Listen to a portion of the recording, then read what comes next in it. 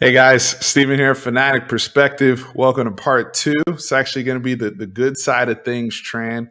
We talk about the things we're most excited to see from our Texas Longhorns this season. By the way, it's the first, well, actually, now the second video. I didn't say in the first video, but first, filming experience in a new home. So hopefully, right now I'm in the living room because I don't have anything set up, but Congrats about that, Stephen and Gotti Jones, man. Only person I know who could get a house at this market out here. Finally met him.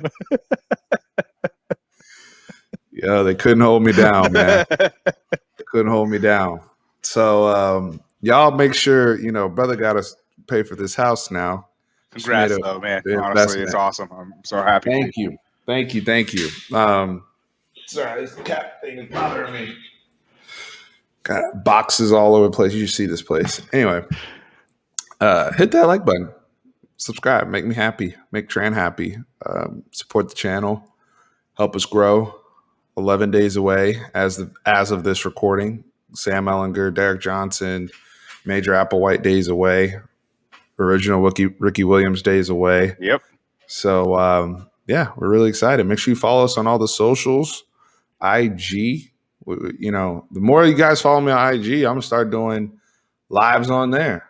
Talking to the folks on Instagram and Twitter, of course, where we really like to engage on a daily basis and just keep up with the latest and greatest with you guys and watch events and read news together, reacting real time. So, Tran, you excited to get through what we're excited about? Of course. I'm just excited about football being back. You just leave that as the whole five for me right now. Tran's like, I'm excited to be excited. All right. No time wasted here. Specials. Tran, you were really hard on Ryan Bushevsky, and I know you're really big on holding Cameron Dicker accountable for their performances. I feel like now I don't see any weaknesses anymore. I think these guys, obviously Bushevsky come back from the ACL, whether he wins the punting job or not, got a lot of competition in there. But why do you feel so strongly about our special teams unit going into the 2021 season? Well, let's start off with Cameron Dicker. I mean, Cameron Dicker, he's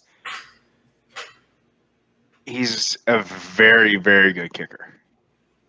And what we did see later on in the year is that he actually has a leg on him too. I mean, he hooked a 58-yarder, just barely missed it to tie the game for the Iowa State game. And Shouldn't have been in that position. I think we got sacked, right? To get So if we were actually at the original line of scrimmage, I think he makes that kick. I want to see him just be more consistent on the 30 and in. There's been a couple that he's missed, but I think he's going to push for a Grossa award. I know he's a preseason Grossa nominee, but even if Boucher, now switching over to the punting, even if Bushevsky doesn't get it, Dicker handled those capabilities. He handled those capabilities for the last couple games last year, and we weren't talking about how bad it was. That's how good he was. If you're not talking about how bad the kicking game, that's a good thing. So, but I think with Bushevsky being another year in, he has the leg. He has the leg, and I think hopefully he can get the accuracy that his cousin has. That's the issue that we all have been doing, is comparing him to his cousin. But Dixon is a different breed of a punter. He is the best punter we've ever seen. So we got to curb our enthusiasm about that. So as long as he's serviceable, we're good to go. Now switch over to return game. I want to say I like Isaac Pearson too, the other freshman from Australia from the kicking academy. He seems to be a little bit further ahead compared to where Bushevsky was when he first came in. Right, but please continue. No. Now we're going over to the return game. I mean, we have an electric returner, Deshaun Jameson. I mean, I think he only returned one kick for a touchdown whether it be a punt or a kickoff. I don't remember which one. I think it was a punt. But he also had one where he got tackled at the 1 yard line. And then he had one called back for actually 2 called back for holding. So if we clean that up a little bit, he may break some records for Texas. I think he's tied for second all time. Yeah, I think he's second right now. So I think I can anticipate him pushing for the number 1 spot for all time punt return touchdowns, punt and kickoff return touchdowns. Yeah, and we're blessed that he's good at both, and he is so explosive. He's so good at finding creases and lanes, and he's gotten better. I feel like with his being patient and decision making back there, because part of being a great returner is you got to take risk. You got to try to do some crazy stuff. We saw it when Jalen Waddle fielded a ball against LSU and almost got his head ripped off. You got to have a certain level of crazy just to play special teams across the board.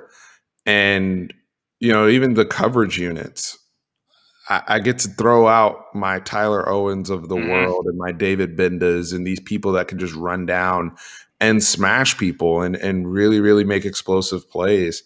I think the amount of speed hopefully is increasing on this team to where we can potentially get after some kicks and feel confident calling pump block, right? Feel confident that we can maybe try some more directional kickoffs. Back before, remember we got to the point where we were like, I don't even want to see us try a directional kickoff. Mm-hmm. You know what I mean? Like, but when you have people that are competent, like the Patriots do, and I know I'm comparing the NFL, but like they do that stuff all the time because they execute it. And I feel as though the last thing I'll add, because you covered this great, Jeff Banks. Jeff Banks is, he's one of these special teams guys. I know he's the super recruiter and, he's also handling tight ends, but Alabama, shout out to my boy Ty over Roundtable Sports, where he tweeted this out a while ago, back when Alabama, had that crazy run of non-offensive touchdowns. And every single week, it looked like they were getting their hand on a football. They were causing a fumble. They were getting a punt return for a touchdown, a kick return for something was. I feel like Jeff Banks brings that energy to special teams, where he's going to get people to buy in that may not have fully bought in before, when Tom Herman and their crew used to call it special forces. So I'm really excited about our overall special teams. I think we talk about close football games. That's the third element, right? That can swing a game. Moving on to number 4. I feel good about our coverage guys, Tran. I do too. Look at these names here that we have listed, right? We just touched on Deshaun Jameson. He made preseason all conference as a corner. I don't think he had the year that he should have had last year, but he wasn't bad. He just didn't make the plays on the ball that I expect him to make with his ball skills. But I think these guys really improved under Jay Valai and Chris Ash with their technique and with their eyes. And I think now that they've played so much football, Josh Thompson is actually coming in a situation where he's played the same position now two years in a row and not moving all over the place. Deshaun Jameson, same thing. Because remember, he started on offense for us. These Lamar guys, Anthony Cook, getting them to their strengths. I am really, really excited about this group. Same here. So just to kind of piggyback on what you said, I mean, Jameson, it's not us putting on our Longhorn blinders. 2 years in a row, they have put him on preseason all Big 12 team for a corner. And that's not us voting for it. We're not the ones doing it. He's a special talent. He's an athlete. He's got those quick hips where he can flip. He fights for the ball. He goes and attacks the ball. So, I'm really excited about him on ball. Josh Thompson, I know I've been going to the well for this a couple times, but Caden Stern says he's one of the most athletic guys on the team. And, I go off of what players say, because players definitely keep tabulations in their heads on who the ballers are. Anthony Cook may be the closest person we have. I'm not saying he's it, but to Buda Baker for PK's defense, he may be the closest one that we have where we can throw him on blitz, we can throw him on the little out routes and I just and he has that attitude. He has that toughness about him. I am extremely excited about this. I know we didn't list Adam Moore on here, which is kind of my guy. We think he's kind of like a tweener, like in between a safety in this new scheme and maybe a nickel, but we're forgetting about him. We think he's a rangy player who's long, lean, and athletic. So this team is great, and we're going to get to another reason why they're going to be successful. They're also being pushed by some of these young dudes. Mm-hmm. Like, they keep saying Keaton Crawford's getting some reps with the ones. Keaton Crawford's getting some looks. They keep saying Jahdae Barron's gotten better. Jahdae Barron had a touchdown. We talk about special teams. Like, this isn't just what these guys are going to do on defense. These are also going to be core special teamers. I expect Jahdae Barron to be on pretty much every special team unit. I expect Keaton Crawford to be on every special team unit.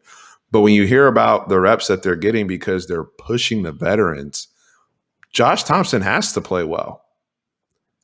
Darian Dunn, he came here from McNeese State for a reason, right? Like, to get an opportunity to play at Texas and to get showcased. So these young guys, it's kind of a perfect situation where you have people that have played a lot of football, but they can't really get stagnant because the young boys are already ready.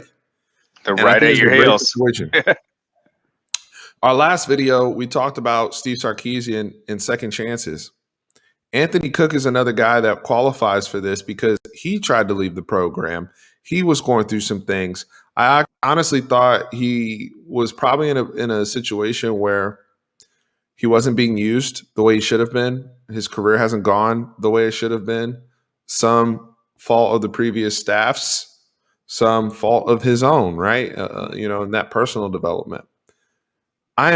There's probably no player that I was more thrilled to hear good things about from the coaches' mouths themselves than Anthony Cook. Because I watched this dude fight the West Virginia badass receivers when he was a true freshman, when they had Sills and all them dudes, right?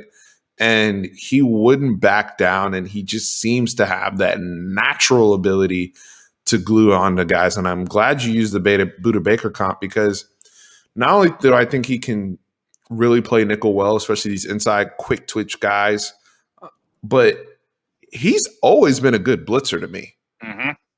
I like the way he gets around, especially on edge heat. I think there's a lot of cool things that PK, Terry Joseph, Blake Gideon, all these guys can do, utilizing Anthony Cook and really putting him in a position to win and play with confidence. This is going to be a really good group, and we have another group that we're going to talk about that I think will help bolster them. Yep. But these guys, as Deshaun Jameson, look out for him to be drafted. If he puts it together the way we think he can, and we know the NFL can never have enough corners, he's the dude that I'm looking at right now on this whole team, to be honest with you, that would be draft eligible for 2022, where I think he could make a jump under this regime. Face of the program. Up next, we go to the offensive side of the ball. Our head coach said we're a running football team, and I'm inclined to agree with him because you have Bijan Robinson. I think blind people would be inclined to agree with him as well, too. This one's like a no-brainer. And again, like, level of importance, you could argue any of these things we bring up are the most important thing. But we were critical in terms of questioning the ability of our pass blocking at the offensive line. Tran, we love the way they blocked to finish the last season in the run. Jake Majors was getting out there. Andre Carrick was getting out there. Christian Jones, Junior Angulau. A lot of names. We've seen the maturation of Denzel Okafor with his body, his physique. Tope Amade taking on leadership roles in the room and pushing dudes. I like what we have when I hear these names. You marry that with this running back room, and I think we could have something special on our hands in terms of the run game. Yeah, no, everyone knows what Bijan's going to bring to the table. He's all everything. He is our everything. He is the face of our program. He also makes the offensive line better. Offensive line members want to block for running back like him because they make him look good.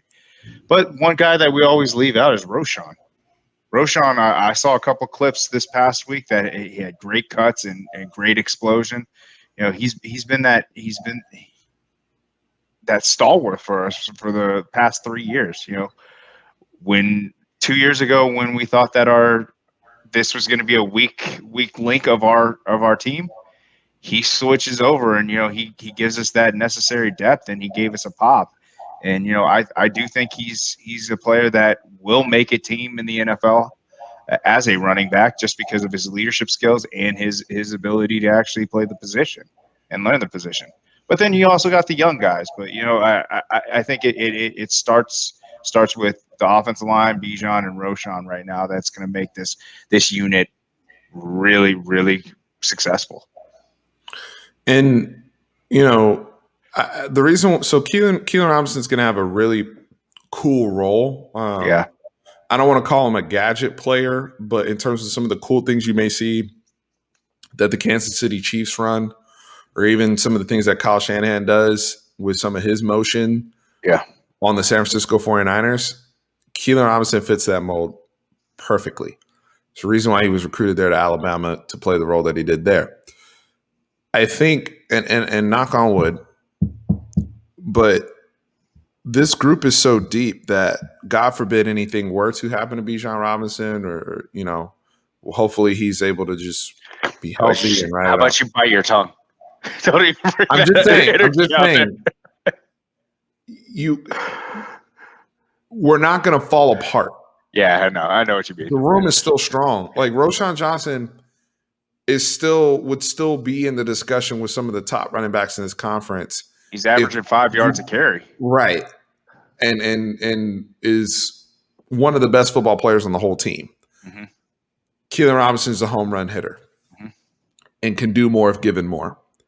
And then you start hearing about Jonathan Brooks in practice, right? And like how they're like, they got people that are in the scouting world at the pro level, like who's that, right? Like already saying those type of things. But you get a little hazy there because he wasn't the 4 or 5 star recruit. But we know how quickly running backs in college can mature compared to other positions. Mm-hmm. So I think the other element to this is the scheme, man. And we'll touch a little bit more on this later, but Steve Sarkisian, the production he's gotten out of his running backs, Najee Harris, Chris Paul, the USC guys, like they know how to get great production out of their run game. They know how to marry it with their passing game. And the opportunity that this can open up for whatever new quarterback, young quarterback we have in there, these guys are dynamic. They'll be fantastic in screen game. All of them can catch the football. Our offensive line, we know how they can get out on the perimeter.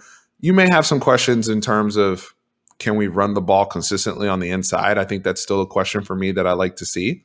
And I also want to see Bijan Robinson producing against the best teams. Mm-hmm. I think, yes, he was held back by the previous staff. There's no question about that. But he did blow up. I think there is valid in terms of the people that are still skeptical. He blew up 2 questionable, probably bad football teams in terms of a bulk of his yards. But on the flip side of that, his yards per carry was high all year. And we didn't play 3 football games. And I think people will look at it differently if we played those 3 football games.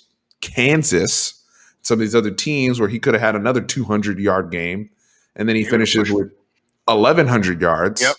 Instead of 700 something. I think there is no skepticism at that point. But because we're in the projection business, I think that justifies why he's being regarded as a potential All-American, a Heisman candidate, because of what you're projecting in Steve Sarkisian's offense in conjunction with this offensive line. Sky's the limit for everybody on this list. I think it's going to be awesome. I think there's one other group, though, that may be even more loaded than them. And that's saying something. Tran, we're going to the SEC. hopefully sooner than later. This is the one group I look at and I'm like, they're SEC ready right now. Mm-hmm.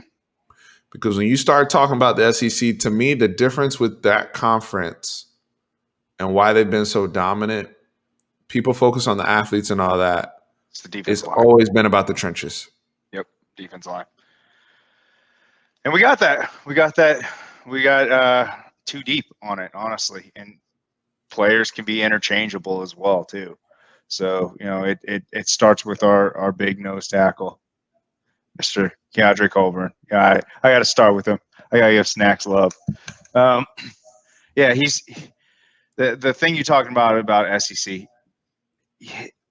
It's size and speed. That's the biggest difference, and we have that. We have athletes on the defensive front.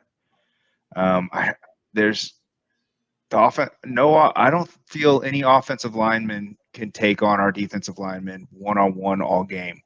So if we're 4-on-5 and they're double teaming one person, all game I don't think that there's any line in the Big 12 that could keep up with us all game if we're playing our best. So I'm just extremely excited about this. And we were talking, we kind of prefaced this when we were talking about the defensive backs. They're going to make the defensive backs better because it's either, hey, you got to do the quick 3-step drop passes because we're gonna be eating if we're rushing four people. It's not going to be those long developing plays or anything like that because we'll get to the quarterback. So that's why I'm extremely excited about this team. Dude, you have a situation where technically Alfred Collins is not even a starter. I know, it's crazy. Technically, right? Like crazy. He's going to play a lot of football. Yeah. Oh, yeah. Right? But that's how good this 2 deep is. Where you're like, whoa, we got to work him, at 4I or where Jacoby Jones is playing, where we got to put him in a package because we got to just have something to where we have Alfred Collins on the field because Ojomo and Coburn and T. Sweat and Byron Murphy and Vernon Broughton. Yep. Like, that's a group. Bro. That's and you're talking about some of these people, like we've seen T. Sweat produce. We've seen Coburn produce. Like even last year with Oscar Giles and Chris Ash, we faced, when the beginning of the season was wild because we were still, let's be real, people were switched positions. We were still installing stuff. It was a mess. It was a new coordinator and we didn't have an off season. Right. But as things progress, like I would say probably after OU, after they did run well on us. No excuses. But the 2 best backs, Chuba Hubbard and shut down, Breece Hall, by the way. And Breece Hall, when we had our stuff ready to go, like those guys produced, man. And we're getting stops consistently. And it was led by them. It was led by them. Now, Taquan Graham had a big part in that as well, and he will be missed. Joseph Osai, please get well soon, brother. Broke my heart about the injury. But even stretching this out more, right? Because, technically, the linebackers, which Pete Kwiatkowski will have some responsibility in terms of those edge guys like a Ray Thornton or a Gulfo or Ben Davis, those type of guys. But then throw them into the mix, right? Didn't they just come from the SEC? All of them, except for a Gulfo, came from Notre Dame. From Notre Dame, yeah. Right? And he and that weren't they in the playoffs? So everybody came from playoff situations. You got bros in the room with rings. Granted, they're here. I'm not going to be disrespectful and say it's a last chance use situation. They're here for a reason. It's grad transfers. For whatever reason, they didn't produce at the level they could have, except for Agofo, because he was playing behind really, really good players. Everybody was, but he was next. Like some of the people at Notre Dame were surprised that he left because they thought he was going to be next up anyway. Whereas, Ben Davis got passed. Ray Thornton got passed. So I think out of all those guys, even on the outside, Throw Jacoby Jones in there if you want to as well. Like he's another guy who's a very skilled pass rusher. Like that's how deep we are. One or two of those dudes is gonna pop. I'm not gonna say everybody's gonna eat. That's not realistic. Like there's some dudes that are just okay. He's reached his ceiling, but there's always a dude who the light bulb clicks in a different scheme or a new opportunity. And I think what Sark and them did by hitting the portal and just loading up on a whole bunch of dudes, they're like something's gonna stick out of one of these people. It's Like, he basically played the Tinder game. It's like swipe. It's like okay, cool, go match. that's why I love you, man. That's why I love you. I mean, that's like somebody's gonna pop, right? Yeah, Like, you're right. and we have to see it in a game because as well as I'm hearing about Ben Davis practicing, got to see it in a game, right? Like, I saw the brother have some struggles at Alabama, but somebody's gonna pop on the outside, in conjunction with what we know are the givens on the inside. This defensive line is really, really good. I think it's one of the best units you will see in the country.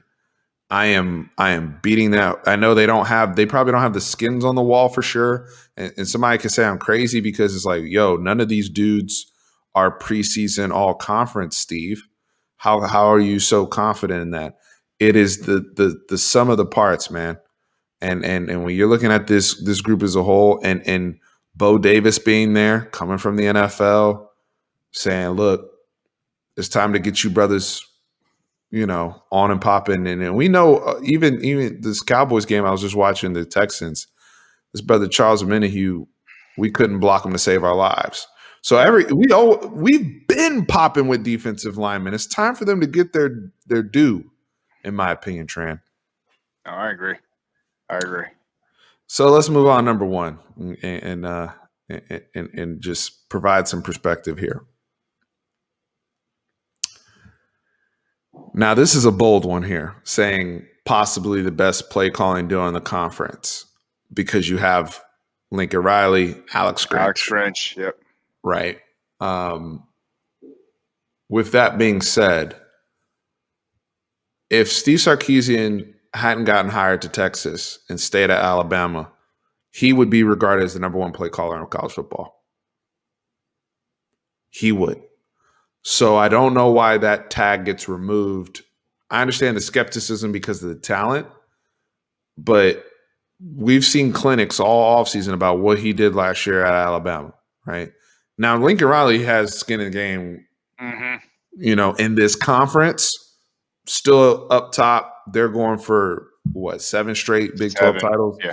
So they have the title. Him and Grinch have the title until, that's why I said possibly. But Pete Kwiatkowski, you can make the argument that was the best hire anybody made of any coach in college football this offseason because you went and poached somebody. Mm-hmm. And what he's bringing to this conference schematically,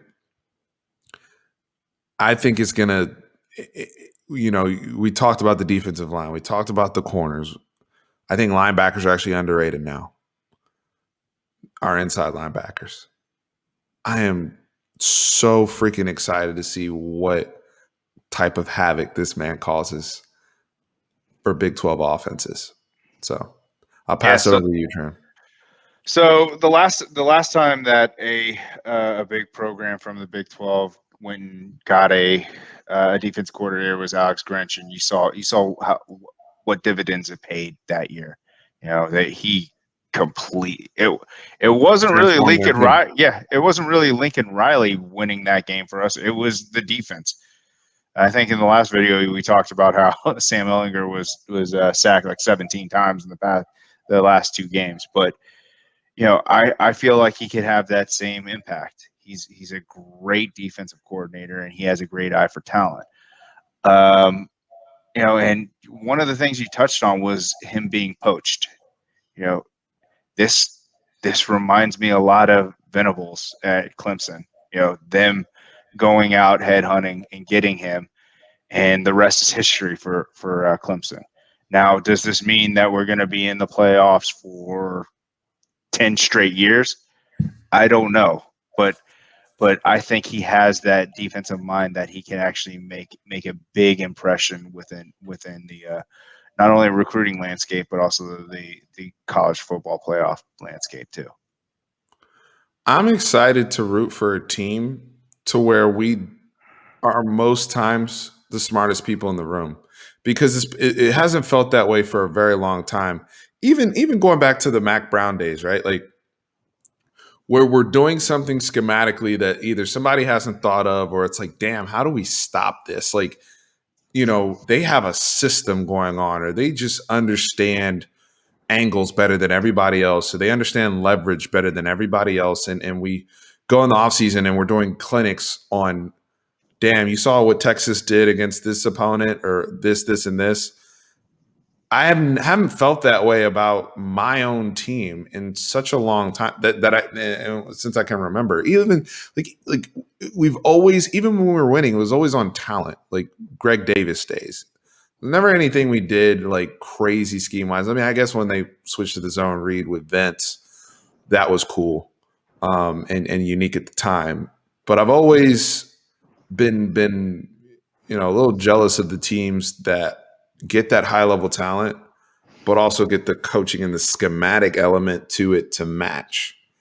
And I just want to go into OU feeling at least that we're not so far behind the gap schematically, or TCU where it's like Gary Patterson's like, got him, right? Like certain things like that will go a long way from a development standpoint, will go a long way from actually getting people showcased and drafted higher at the next level.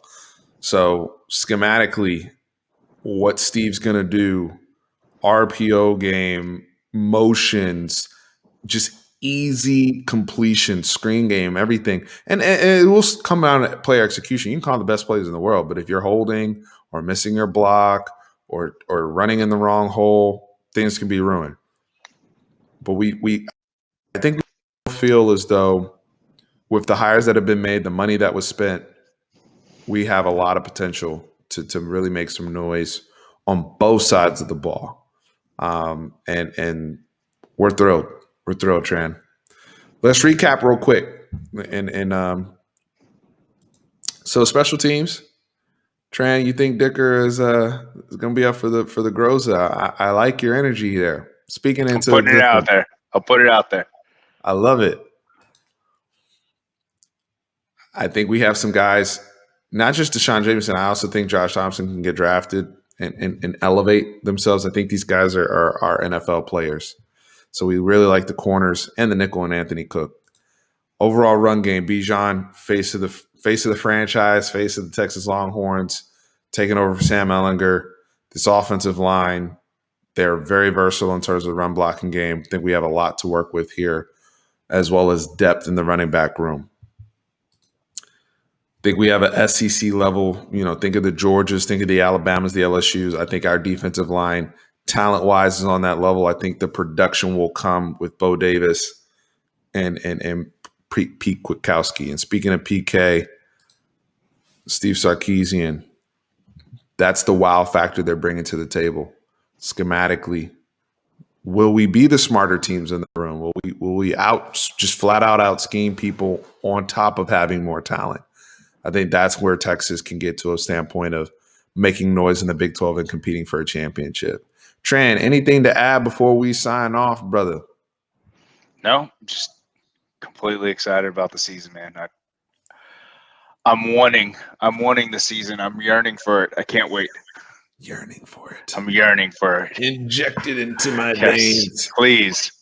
Guys, we'll be there September 4th. So if you see us in person at DKR, Campbell's Williams Field, come say what's up.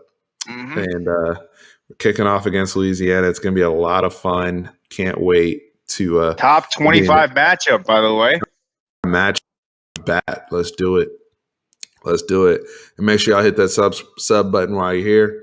We appreciate y'all. Thank you, everybody, for the love, support on the channel. We'll continue the Fanatic Perspective season preview series. Guys, remember, Horns always up.